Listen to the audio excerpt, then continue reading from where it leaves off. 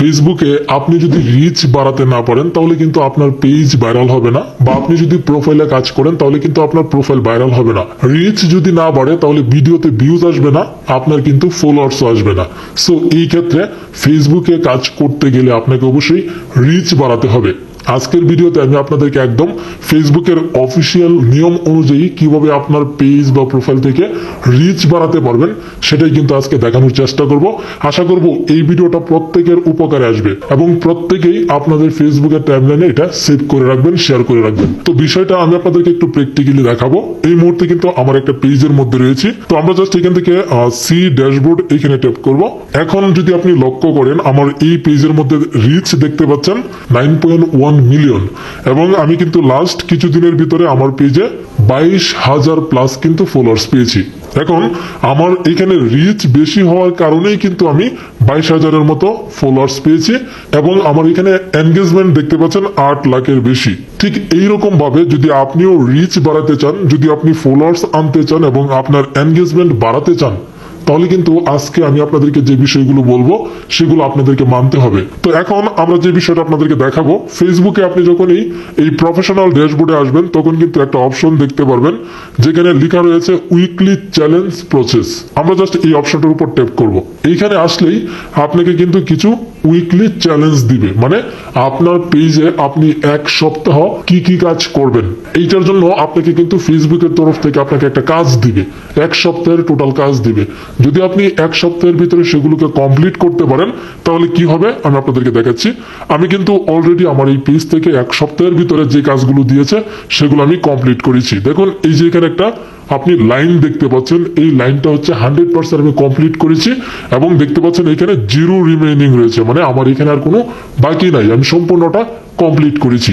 তো এখানে কি কমপ্লিট করতে হবে এবং এইটার বেনিফিট কি, দেখুন এই যে এখানে কিন্তু উইকলি চ্যালেঞ্জটা একদম সম্পূর্ণ সুন্দর করে লেখা রয়েছে, এবং এখানে কিন্তু ডে 0 দেখাচ্ছে, মানে আমি এক সপ্তাহের ভিতরে সেটা কমপ্লিট করে ফেলেছি, আমার এখানে আর কোনো দিন নেই। তো আপনাদের এখানে 2 দিন 3 দিন আরো থাকতে পারে, তো আপনারা সেটা চেক করবেন। তো এই উইকলি চ্যালেঞ্জের মাধ্যমে ফেসবুক আপনাকে কিভাবে হেল্প করে সেটা এখন দেখুন। আপনি এখানে দেখতে পাচ্ছেন এই যে to help more people discover you, মানে আপনাকে নতুন নতুন লোকের কাছে পৌঁছায় দেওয়ার জন্য ফেসবুক আপনাকে হেল্প করবে যদি আপনি এই উইকলি চ্যালেঞ্জটা কমপ্লিট করেন।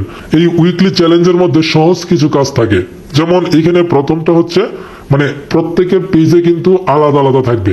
আমার এখানে লেখা রয়েছে আমাকে অবশ্যই এক সপ্তাহের ভিতরে 30টা ফলোয়ার্স কমপ্লিট করতে হবে। তারপর এই যে এখানে এক সপ্তাহের ভিতরে আমাকে 9টা পোস্ট করতে হবে, অবশ্যই সেই পোস্ট পাবলিক করতে হবে। দেখতে পাচ্ছেন ক্রিয়েট 9 নিউ পোস্ট পাবলিক, ওকে। তারপর এই যে এখানে দেখতে পাচ্ছেন মিনিমাম 14টা কমেন্টের রিপ্লাই দিতে হবে। এখন এই 3টা বিষয় দেখলেই কিন্তু আপনাকে অবশ্যই বুঝতে হবে যে আসলে ফেসবুকে রিচ কিভাবে বাড়ে। ফেসবুকে আপনি যদি ফলোয়ার বাড়াতে পারেন সো এই ক্ষেত্রে আপনার রিচ বাড়বে। এখন ফলোয়ার্সটা বাড়বে কিভাবে, সেইটা বাড়ানোর জন্য অবশ্যই কিন্তু আপনাকে সপ্তাহে ভিডিও আপলোড করতে হবে। এখন কি পরিমাণ ভিডিও আপলোড করতে হবে, যেমন আমার এখানে এক সপ্তাহের ভিতরে 9টা ভিডিও বা 9টা পোস্ট করতে হবে। এখন আপনাদের এখানে হয়তো বা থাকতে পারে 14টা 15টা 20টা অথবা 1টা 2টা 5টা, জয়টা এখানে লেখা থাকবে ঠিক ওইটা আপনাকে আপলোড করতে হবে। এখন আপনি চাইলে বেশি আপলোড করতে পারবেন, কিন্তু কম যদি আপলোড করেন তাহলে কিন্তু ফেসবুক আপনাকে যে এক সপ্তাহে একটা টার্গেট দিয়েছে সেই টার্গেট আপনি কমপ্লিট করতে পারলেন না, এবং তার জন্য কিন্তু আপনার যে পেজ বা আপনার যে প্রোফাইল থাকবে সেখানের ভিডিওগুলো কিন্তু নতুন লোকের কাছে পৌঁছাবে না। সো এই ক্ষেত্রে আপনাকে কিন্তু অবশ্যই ফেসবুক আপনাকে এক সপ্তাহের ভিতরে যতগুলো ভিডিও আপলোড করতে বলবে বা যতগুলো পোস্ট করতে বলবে আপনাকে কিন্তু সেই পোস্টগুলো করতে হবে। আপনি চাইলে বেশি করতে পারেন, বাট কম করা যাবে না। তারপর অবশ্যই কিন্তু আপনাকে কমেন্টের রিপ্লাই দিতে হবে। এখন আপনি যে পোস্ট করলেন বা আপনি যে ভিডিও আপলোড করলেন সেখানে আপনার অডিয়েন্স আপনাকে কমেন্ট করবে। এখন আপনি যদি কমেন্টের রিপ্লাই না দেন তাহলে কিন্তু এনগেজমেন্ট হবে না। এখন ফলোয়ার্সের সাথে যদি আপনার এনগেজমেন্ট না হয় বা আপনার ভিডিওর সাথে যারা কমেন্ট করবে আপনার ভিডিওটার সাথে যদি সেই যে অডিয়েন্স রয়েছে তাদের যদি কোনো এনগেজমেন্ট না হয় তাহলে কিন্তু ফেসবুক ধরে নেবে এটা রোবটিক। সো এই ক্ষেত্রে কিন্তু আপনার পেজ বা আপনার ভিডিওকে কখনোই ভাইরাল করবে না। এখন ভাইরাল করার জন্য আপনাকে কিন্তু অবশ্যই এই কাজগুলো করতে হবে। আপনাকে ভিডিও পোস্ট করতে হবে রেগুলার এবং বেশি বেশি পোস্ট করতে হবে। পাশাপাশি আপনি যে পোস্ট করবেন সেই পোস্টের মধ্যে যে কমেন্ট করবে সেই কমেন্টের রিপ্লাই দিতে হবে। সো এই ক্ষেত্রে কিন্তু আপনি জাস্ট এই 3টা কাজ কমপ্লিট করলেই কিন্তু ফেসবুকের অফিসিয়াল নিয়ম অনুযায়ী কিন্তু আপনার পেজ ফেসবুক নিজে ভাইরাল করে দিবে।